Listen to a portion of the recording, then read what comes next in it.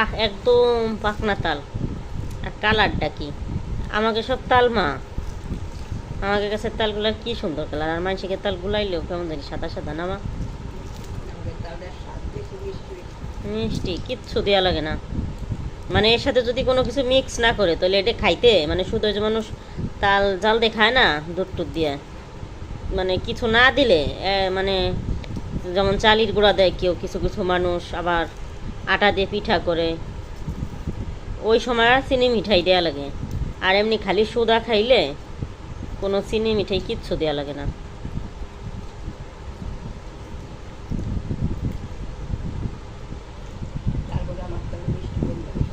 হুম এই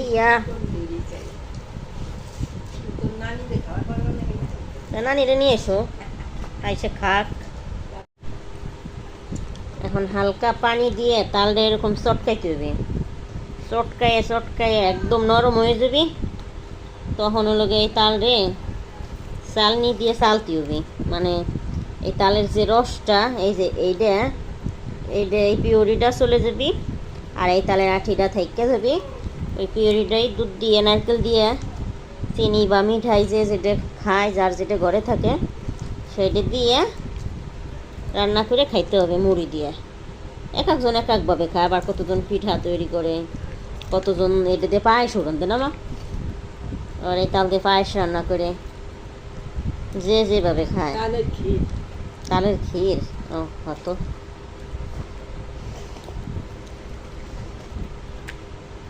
আর আমি তো এই তাল শুধুও খাবার পারি।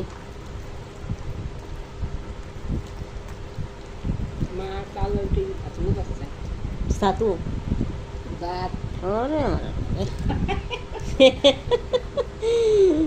তাল কাজাত আমার একদিন ভালো লাগে, 2 দিন ভালো লাগে, কথার কথা বছরে।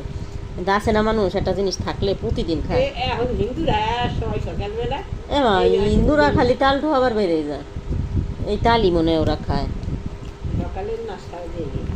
না। তাল খাইলে না, তুমি আছো গোলা ভরা ধান নিয়ে, তাল খাইলে অনেক ধরনের রোগ বালাইতে মুক্তি হয়।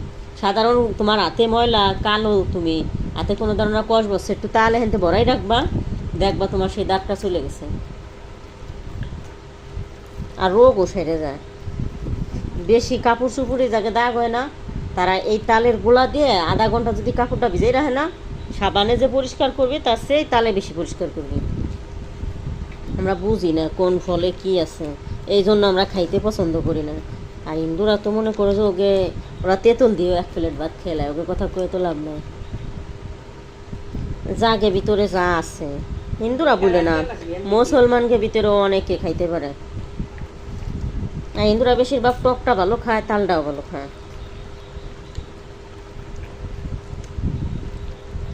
বুঝি না, তাই আমরা ভাবি যে ওরা টক দিয়ে ভাত খেয়ে লইল, কিন্তু না, ওগুলা খাইলেও উপকার আছে। হিন্দুরা বা কয়জন ডাক্তারের কাছে যায়, তেঁতুল খায়, ওই তো ওটা খাইলে হয় কি, ওই তো আমি জানি, শোনো না, ওইটা খাইলে অজমি শক্তি ভালো থাকে খাওয়ার পরে টক খাইলে।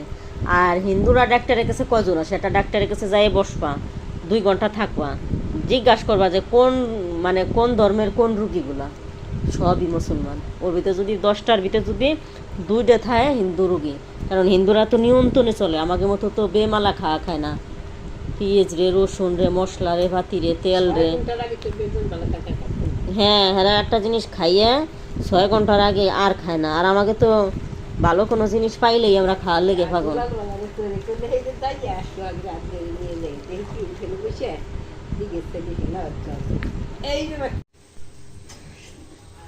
তো আমার তাল থেকে তাল চিপে চিপে রস বাইর করা শেষ। এই যে রসগুলা বাইর করছি, অনেকগুলা রস হয়েছে, 3টে তাল, এই যে 3টে না 2টে মা, 2টে তাল, কি ঘন হয়েছে আর কি সুন্দর কালারটা।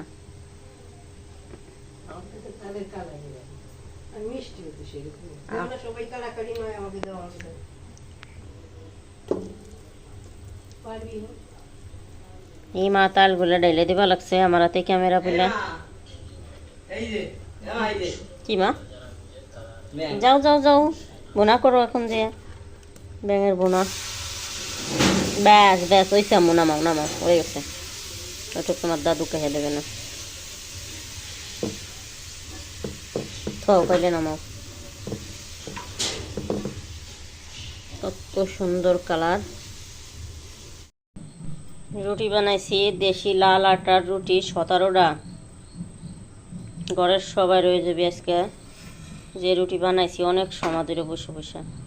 এই যে মাছ আছে। তো আমার রুটি আর এসছে ভালো আশা করা যায় না। মাঝখানে এই কোনা কোনা, আবার মাঝে মধ্যে দু একটা ভালো হয়েছে। কি মা গোল গোল, কিন্তু ওইটা তো আর এই যে সেই তাল দিছি বসাইয়া চুলায় হইতে থাও। 4টা তো বাইজে গেছে, তার দোকান বন্ধ করে দিবা। আমি রুটি বানাইছি আর ও সেই আটা নিয়ে ফ্যান বানাইছে। এই যে ফ্যান ও মাইমা ফ্যান বানাইছে। বিদ্যুৎ কালেক্টেড দিয়ে কিভাবে আমার কবা লাগছে। এই যে আমার মাইয়া ফ্যান বানাইছে আটা দিয়ে।